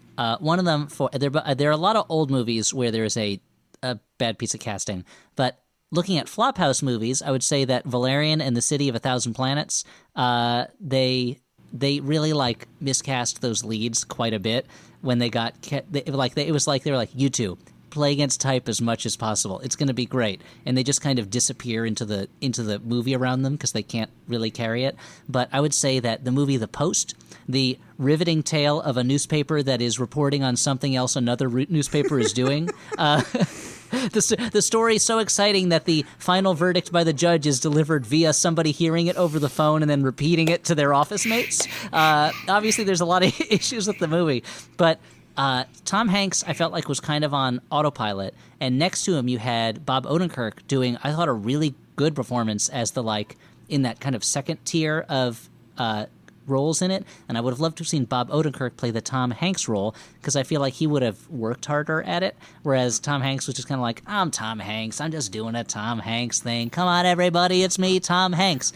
And I love Tom Hanks, he's great, but sometimes Tom Hanks, you got to do more than just be Tom Hanks. Like, maybe be the captain of a World War II naval ship. I haven't seen it yet. Is it any good? Not that I heard. Hallie, do you have anything at all? Yeah. I would say, I don't know if you guys are... Well, I would say just off the Tom Hanks thing, if we're talking Da Vinci Code, like the Tom Hanks, Audrey Tautou, whatever, coupling was infamously bad. But my real beef... Well, I actually had a lot of ideas in this. The first one that came to mind was Julia Roberts and Mary Riley. Did you guys ever see that movie? Interesting, yeah. Yeah. You mean Julia Roberts and Mary Riley? I had a big crush on John Malkovich when I was young, so I saw all his movies. And that is a sentence. That is a sentence that is very Hallie. There were bad. That's a very casting. Hallie Haglund thing to say. And yet he was poorly cast in a lot of things because he's, can't do He's not great at accents or. I think of Mice and Men was a stretch for him. But in Mary Riley, I think Julia Roberts was the real problem. She could not nail the Irish accent she was trying to pull off. And it just wasn't her genre. It's kind of like Emilia Clarke being cast in all these super serious roles. We want a joyful Julia Roberts, Do you think John Malkovich did Of Mice and Men because Tom Noonan wasn't around and they just grabbed the nearest other guy that was kind of like Tom Noonan? Yeah. Probably when huge superstar Tom Noonan dropped out of the role, they had to scramble, and all they could get was John Malkovich. I just want to say that with what Hallie was saying, the miscasting thing, often it just goes to show you that I don't want to seem like we're down on actors, because I think it kind of proves that oftentimes actors are so at the mercy of what they're given. I mean, there's some people who obviously transcend every time, but it is so hard to do that you see people who have not impressed you for years, and then they turn out oh no, you're fantastic at this, and it's because they got the opportunity to show it. Well, I think it's not necessarily, I mean, that's one way to put it, is what they're given, but I think it also goes to show that actors are not, to be an actor, and even a great actor, is not this myth of, well, he can play anything or she can play anything. Yeah. It's like John Malkovich, I think, for a while, that was he's a great actor. The guy can do anything. When really he's great, but he has a certain type of character he can play. And it's like that with, I feel like there's every big star at a certain point they get to that point where it's just like, I'm going to play it all. Or they say, well, we just need a big name. Let's throw them in. And it is not the right thing for them to do. Yeah. You know, But I also think that the problem is like there's this conflation of like good actor with intensity, which I actually, despite my earlier flame for John Malkovich, upon revisiting some old Mary Riley scenes, I was like, oh yeah, like maybe John Malkovich actually kind of sucks and he's just really intense. Because one person who I was thinking about, who I was like, is always miscast, except for in Billions, which is a totally ridiculous show, is Paul Giamatti. I always think he's bad, and I'm always like, I don't understand why he's the most famous, you know, like such a respected actor, because all he is like intensity. He's not like. Did I watch John Adams? Is that what you're gonna ask? No, I was gonna say, did you ever see Win Win? Oh no. He's still playing. It's still a serious movie, but he's much lighter in it. And I think you're exactly right. It's like there's like you look at John Malkovich and you look at his performance in being John Malkovich, and he's lightly playing an intense character in that, and it's so much better than in the movies where he's like blah blah blah blah blah blah blah blah blah blah. You know, like where he's barking and things like that. Like that one where he played a dog Malkovich, where he's just barking. I have to say that I cannot. So I agree with Hallie. I cannot let go of this joke that was killed by Elliot mentioning being John Malkovich. I was going to say that, like, when Hallie was like, I don't know whether John Malkovich is good or bad. I was going to be like, well, then come with me through this flesh tube, and we'll go on a trip to his brain to discover once and for all what's the deal with John Malkovich. Everybody, come on board to the flesh tube. I'm continuing to talk because you're also nonplussed by me going back and rescuing that joke that should have just died. It is a little bit like in Blue Velvet, him going to rescue the hostage and the hostage is dead already. Yeah. All right, so, Hallie, what else other ones you got? Hallie, do you have any other ones? Oh, here was my thing, is I also think that Michelle Williams is someone who's all about intensity and gets so much praise for being super intense, but like often stands out in not a good way in her casting, even though I know she's like very highly critically acclaimed. And then I Googled it and I saw that Paul Giamatti and Michelle Williams were in a movie together about some hawk, and I was like, I gotta see this, because this is the problem. Like, this is probably the movie I'd see, or I'd say was like worst cast, but I couldn't say because I didn't see it. Was that the Hawk is Dying, that one? It's Lady Hawk. That was Lady Hawk? No, it's like Hudson a Lady hawk Hawk? died or something. I love that you went so far down this like rabbit hole of your least favorite actors that you're connecting Red Yarn over to this Hawk movie, and you're like, I gotta see this. I gotta track this down. The thing is, I actually like Michelle Williams, but I guess I don't really like her as an actress. I like her, the idea as of an her, icon? but I never like watching her and stuff. What about Somebody's like never Fosse seen Verdon? Wendy and Lucy. What? I never saw What about Fosse Verdon? I never saw that. The Hawk Actually- is Dying is the name of the movie I'm talking about. Actually, I know exactly. In Fosse Verdon, she's very good in it, but I had that same kind of issue where she's playing Gwen Verdon and she doesn't have the like spark that Gwen Verdon has when you see like tape of her performance. And it was just like there were times when I was like, it was like, come on, Michelle. Like, I'm sure there were moments when Verdon wasn't living all of her past traumas at the same moment in her mind, you know. But I guess that's kind of what the show was all about. Hey, there's another letter. Let's do it fast. Robert, last name withheld. Wait, says, are there any more after this one? No, that's it. So you're saying this is the last letter? Yeah. Because last letter, I asked you a question. The very next day, you answered my question. Thank you for answering my question. And first, because you read my question. Last letter, this is that letter. After this letter, there are no more letters. In the alphabet, it would be Z, because that's literally the last letter. This letter, you'd say it's the last, and you'd be right. I guess that's the sad part. Because it is the last.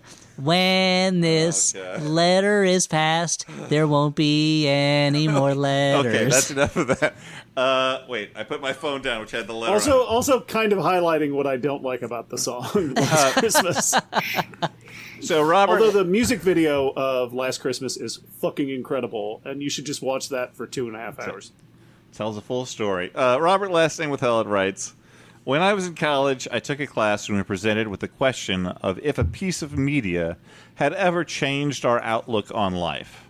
A trans man in my class responded by saying that Pinocchio made him feel like he belonged because he also was sure he was a real boy, which was such a profound answer that it blew my mind. My question is, has someone ever given an opinion on something that has profoundly changed how you thought of a piece of media? Sincerely, Robert Last Name Withheld. There's a lot of pondering going on. It's a pretty deep question. I found it very personal. I found this like uncomfortably personal. That not to say that it shouldn't be asked, but I felt every answer I came up with, I was like, I'm not sure I want to share that with people. Oh, interesting. Yeah. Not with these three knuckleheads. I definitely feel like as I get older and as culture gets hopefully more wider and inclusive, there are definitely things that I would overlook in movies in the past that I'm having trouble overlooking now. I've been having a real crisis of the soul over the Japanese tourist character in Gremlins 2 the past couple weeks, as I've thought more and more about that. You bring it up a couple times. I know, it's really been haunting me, because it's a movie I've been so unequivocally in favor of, and the more I think about it, the more I'm like, well, I'm not okay with that part of it. But also, like, there's just, I can't pinpoint it, but there are a number of times that movies that I have dismissed, I'll hear somebody talk about what it means to them, and I'm like, okay, that's something that I can no longer dismiss that movie because I know it had that effect on you.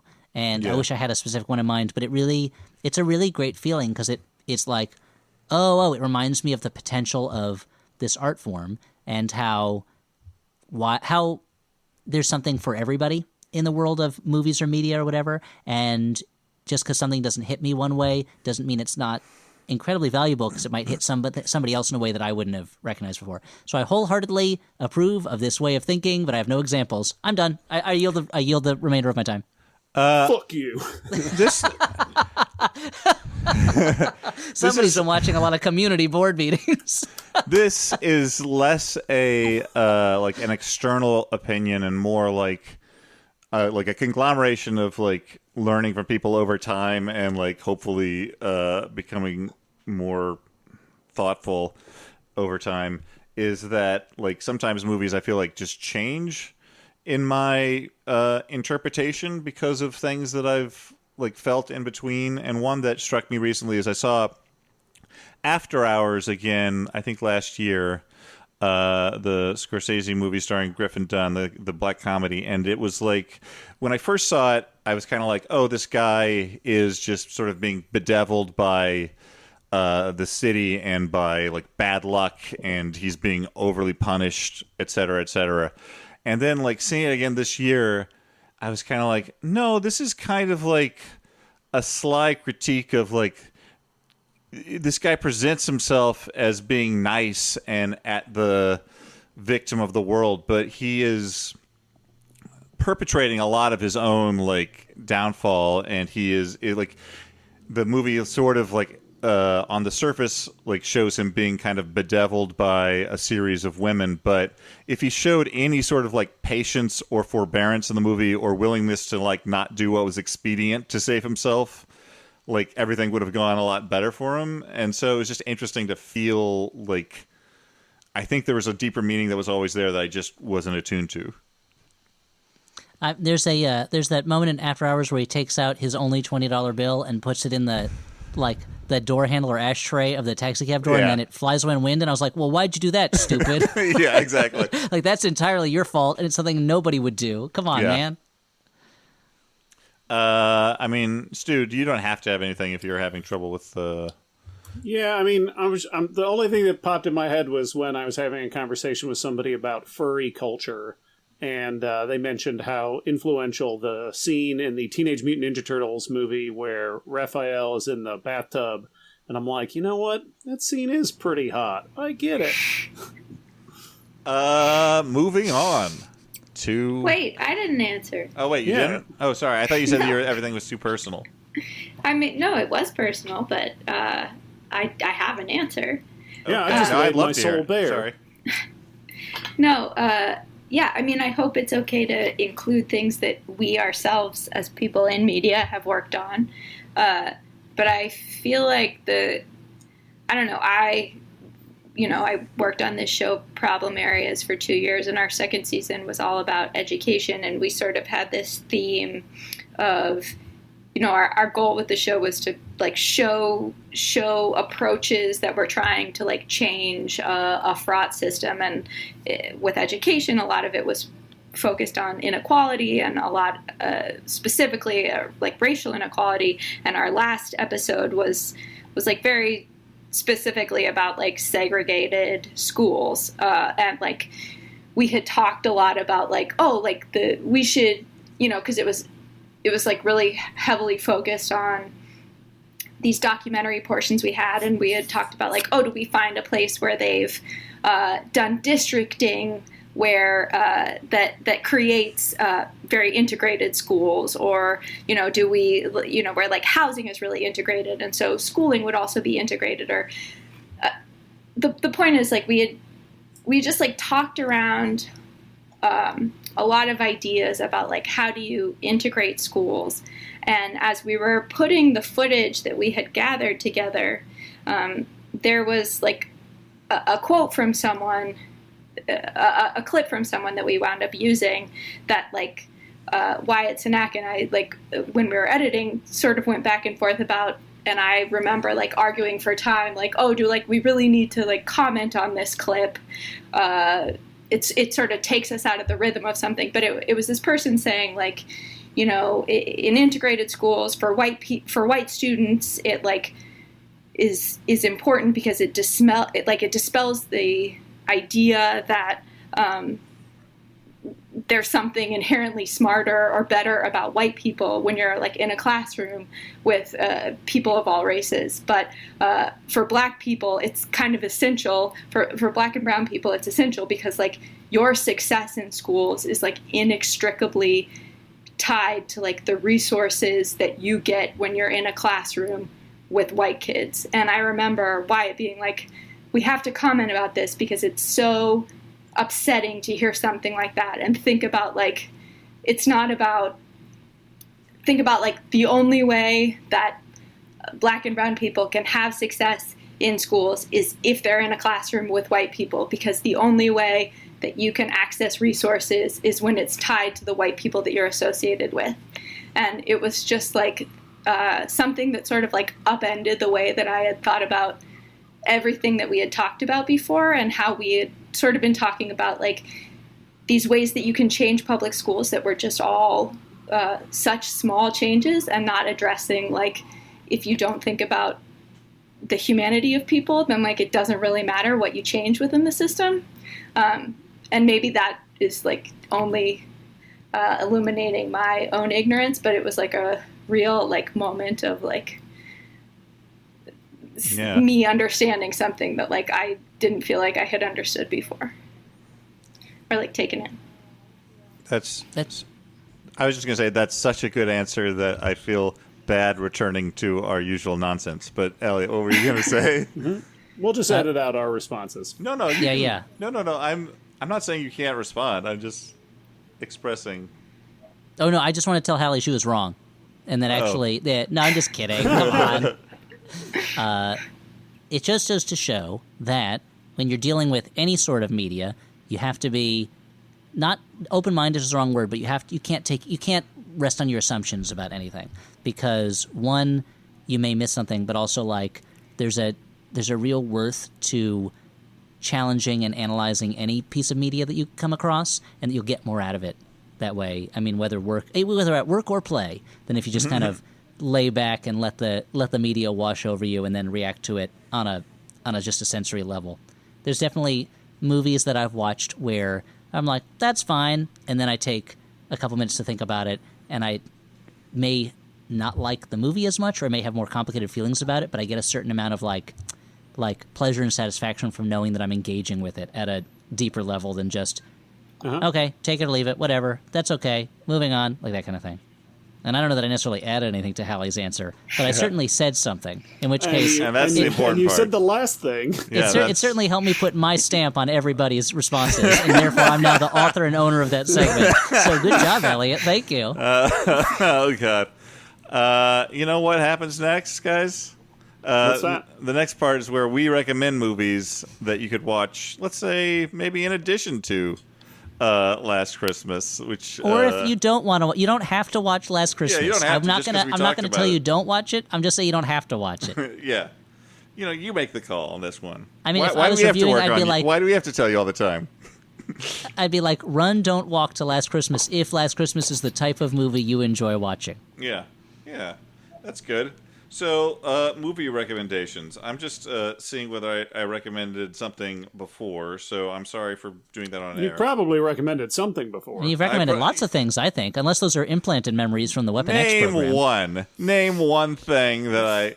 Joysticks? I think you recommended joysticks once. Yeah, well, I've got a similar recommendation to joysticks now, and that is... Moving violations. That is, hey, I don't know whether it qualifies as a recommendation if it's a movie that we've actually done for the podcast before. I don't know what the rules are on that. I looked at the rule book. I don't think there is a rule against it, but... guys, the only rule in the Flophouse rulebook says no dogs can play major sports. Wow, that's weird. So did you check the appendices? It might list the rule there in the appendix. Well, I'm breaking the rule if it exists. I don't know if you guys heard this. We're in the middle of a pandemic, and I don't know about you guys, but I don't like it. I'm gonna say I'm not a big fan. Don't care for it. Making me feel bad. So sometimes when you feel bad, you just have to watch Tango and Cash. So my recommendation this week is Tango and Cash with Kurt Russell and Sylvester Sly Stallone. Tango and Cash. Oh, okay. Do you need to qualify that recommendation at all? No. Well, I mean, it's a dumb movie. How about that for a qualification? But it's fun. Jack Palance is in it. Jack Palance is great. Great to see him. Love it. So, Dan, would you, so you didn't like that I was trying to brand this as the Dan-demic? I was really trying to make this kind of like Dan's Pandemic. I didn't care for, the name, the damage to my brand is what I was worried about. Did you, so you didn't like those radio ads that I took out that were like, this year, make it a Dan-demic? No, didn't. Elliot, do you have a recommendation? So here's the thing, Dan, and you're mentioning Tango and Cash has really put me in a quandary, and I'll tell you why. No, not because I was going to recommend Tango and Cash. I mean, come on, guys. Come on.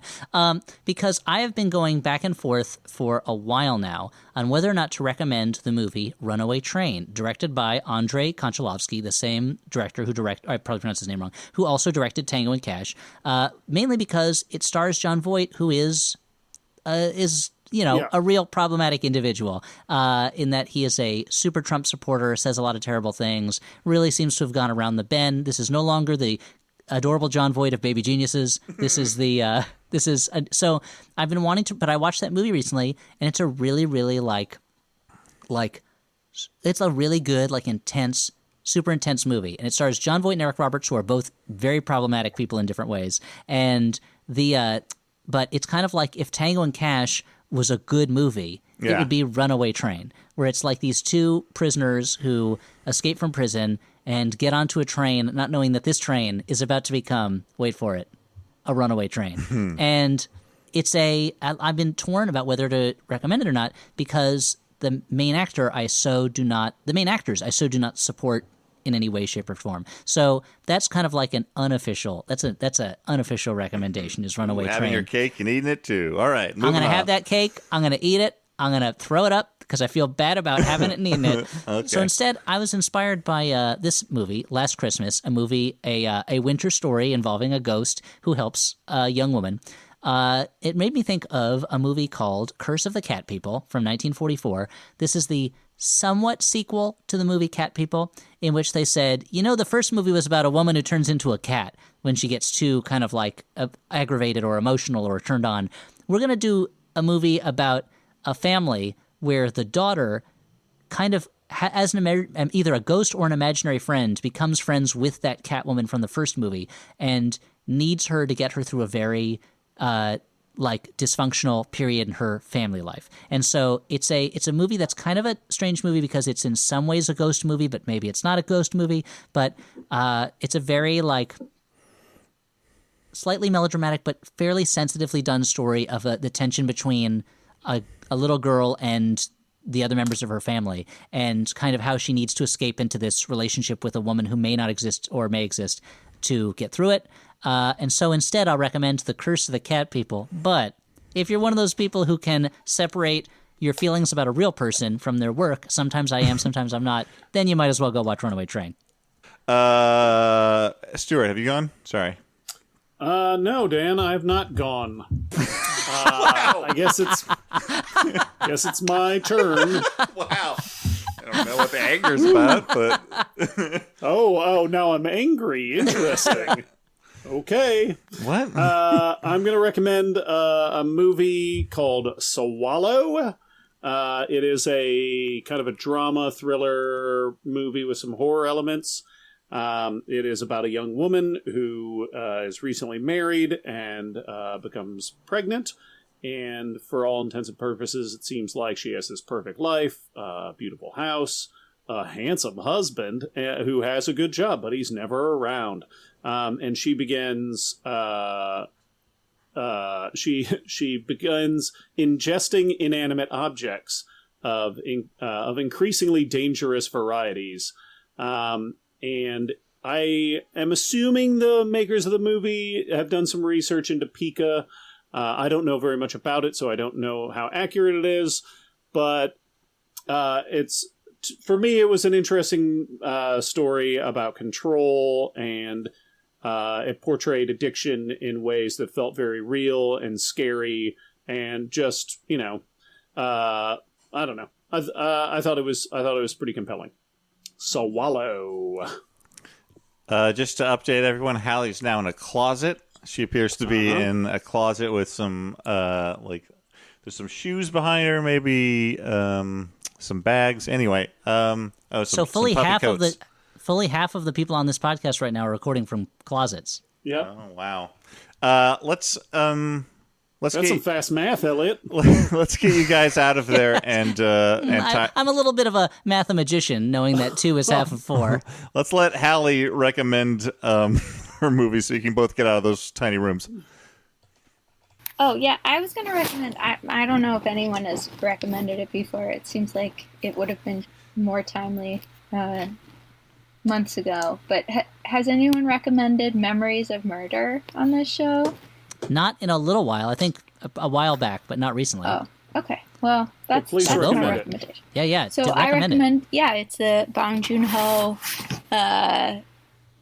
earlier movie by him. It's sort of loosely based on like the first serial killer in South Korea, and it was really fucking good. I didn't know what to expect, but it's like very interesting. It's sort of about this like moment in Korea where they're transitioning from like an older society to a more modernized society, and that's reflected in the way they pursue this crime, and it's real fucked up and real interesting. Yeah. Hallie, I gotta say, your audio got like it's got this like much more intimate quality now that you're in the closet in there. Now that I'm in the closet? Yeah. Well. And if anyone's wondering if Memories of Murder has Song Kang-ho in it, you better believe it does. He's great. What a star, that guy. Okay, guys, we've tortured you all long enough. Let's sign off for this. Do you mean you've tortured us or the listeners? I was thinking about you initially, but then I was like, you know what? I'm going to leave the ambiguity because it applies equally to all participants. But nice. It could be a ghost or a metaphor. Yeah. That's up to you to decide. Thanks to all who donated in this past Max Fun Drive, which just came to a close recently. Thank you to our network, Maximum Fun, for providing us with support. All that stuff. Go check out the other podcasts there. Hallie, is there anything that you want to plug or anything you want to say? Or thank you for coming, first of all. Thank you for being on the show. I'm doing this very intense performance. The only thing I have on my schedule is the Boy Next Door. All right, well, we'll promote the Boy Next Door. Thanks to everyone. Thanks for listening. For the Flophouse, I've been Dan McCoy. I've been Stuart Wellington. I'm Elliot Kalin. And I've been Hallie Hagland. Bye. Bye, everyone. Very intense. It was so intense. Bye.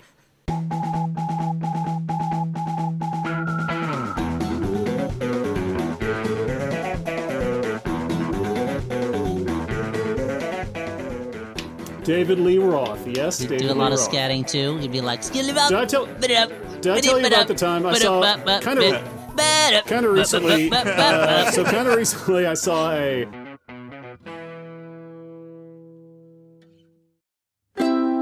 MaximumFun.org. Comedy and culture. Artist owned. Audience supported.